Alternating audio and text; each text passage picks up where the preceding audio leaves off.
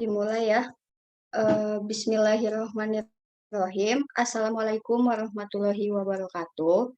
Pertama dan yang paling utama, mari kita panjatkan puji dan syukur kepada Allah Subhanahu wa Ta'ala yang telah melimpah curahkan berkahnya sehingga kita bisa berkumpul pada kesempatan presentasi kali ini.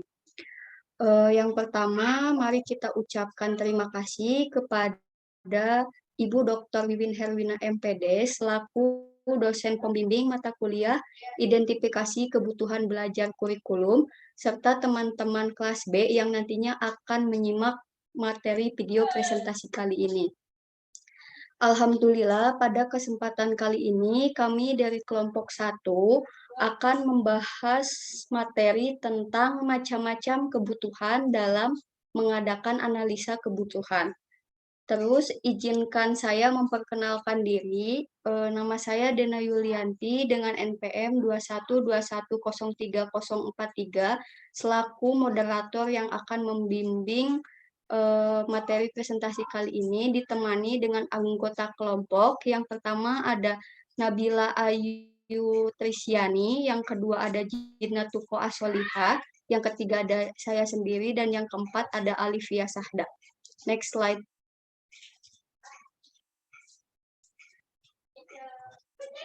Nah, untuk materi yang pertama kali ini akan disampaikan oleh saya sendiri, yaitu tentang pengertian analisis kebutuhan kurikulum.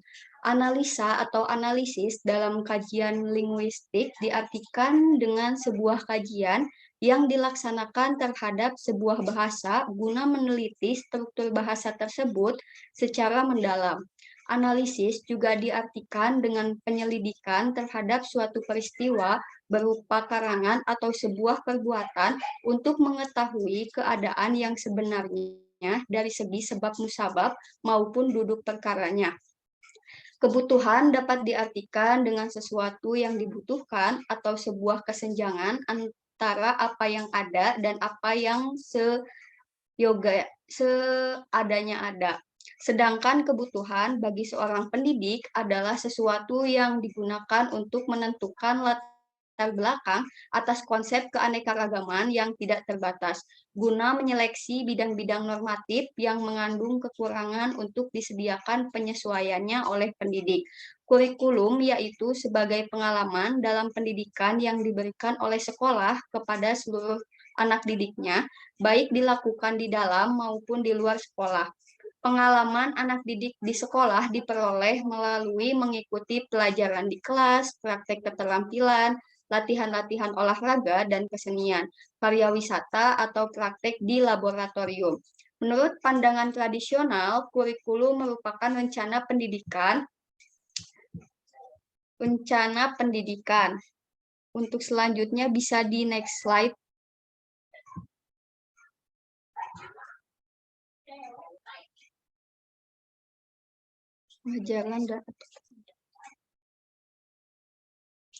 Nah, untuk yang selanjutnya itu ada tujuan dari analisis kebutuhan dalam pengembangan kurikulum bahasa, yaitu yang pertama ada menyediakan, sebentar ya, ada gangguan di laptopnya, tidak terlihat.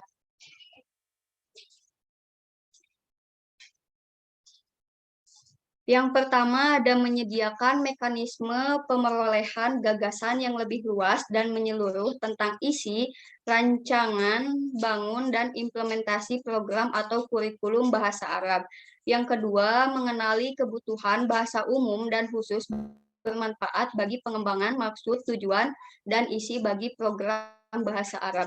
Yang ketiga, ada menyediakan data yang berguna bagi peninjauan ulang dan peninjauan program bahasa yang ada. Selanjutnya ada next slide yang akan dipaparkan oleh teman saya, yaitu Alifia Sahda. Kepada Alifia saya persilahkan. Ya, selanjutnya di sini ada maksud dan tujuan kurikulum. Tujuan behavioral yang terbagi menjadi 3, yaitu yang pertama harus menggambarkan secara jelas perilaku yang ditampilkan. Kemudian yang ketiga, harus menjelaskan secara terperinci kondisi-kondisi tempat penampilan yang diharapkan. Kemudian yang ketiga, harus menyatakan standar penampilan yang sesuai dengan tema pembahasan. Next slide. Kemudian ada tujuan berdasarkan keterampilan berbahasa. Tujuannya secara umum yaitu untuk menentukan keterampilan mikro atau proses yang menjelaskan kefasihan dalam bidang tertentu yang meliputi keterampilan menyimak, berbicara, membaca, dan menulis, sehingga perencanaan kurikulum bahasa dapat kompetensi yang akan dirancang mencoba memerinci kompetensi. Next slide.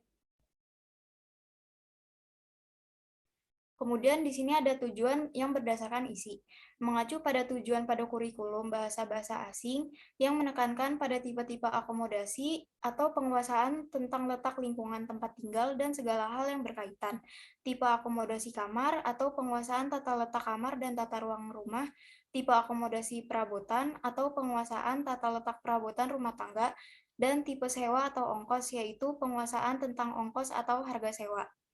Selanjutnya akan disampaikan oleh teman saya. Baik, terima kasih kepada teman saya, Olivia Syahda, yang telah mempersilakan saya untuk melanjutkan pemaparan materinya.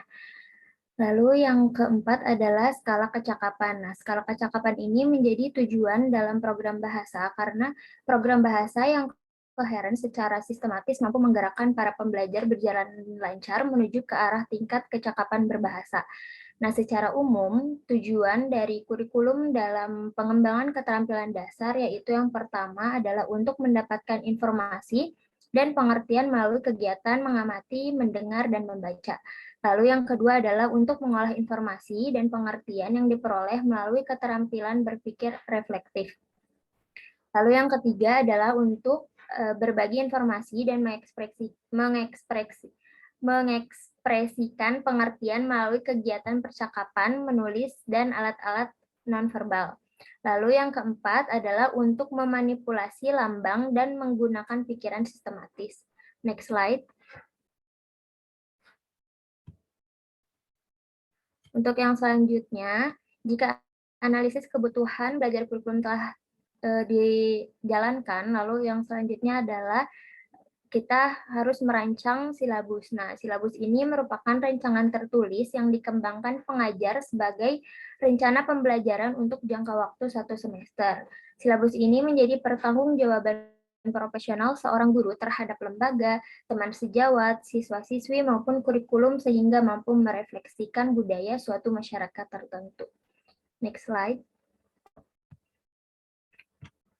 Yang selanjutnya adalah peran pengajaran dan pembelajaran dalam kurikulum.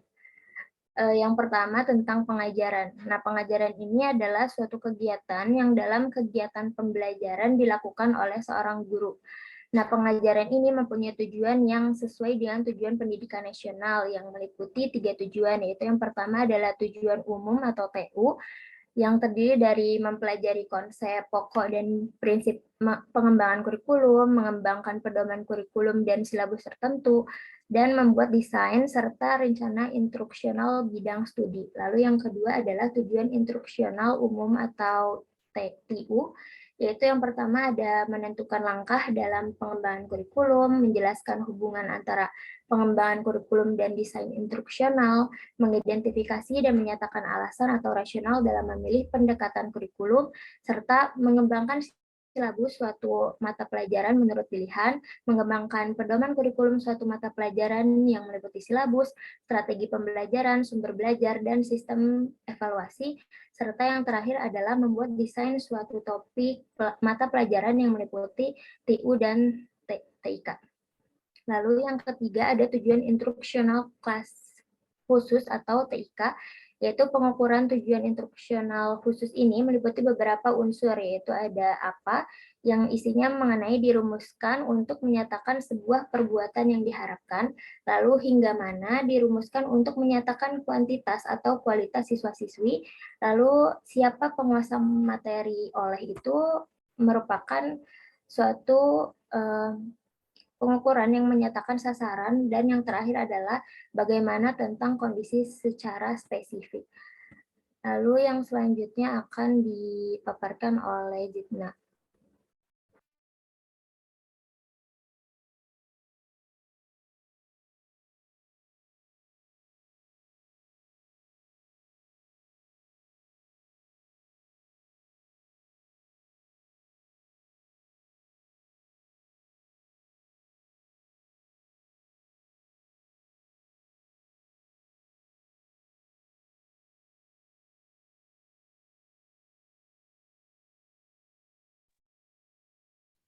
Baik, yang selanjutnya ada pembelajaran.